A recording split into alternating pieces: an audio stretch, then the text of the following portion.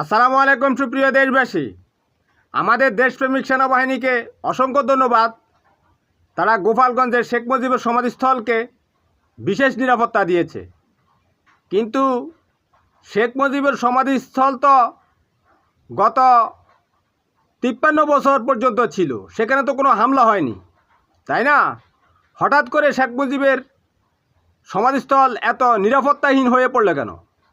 কারণ এদেশের মানুষ চিন্তা করে যে শেখ মুজিব সাহেব তো 1975 সালে ইন্তেকাল করেছেন, কিন্তু এখন যে বর্তমানে খুনোখুনি 2024-এর 5 আগস্ট পর্যন্ত চলেছে, আওয়ামী লীগ যে খুনোখুনিটা বাংলাদেশে করেছে, এটা কিন্তু শেখ মুজিবের জয় বাংলা জয় বঙ্গবন্ধু স্লোগান দিয়ে করেছে।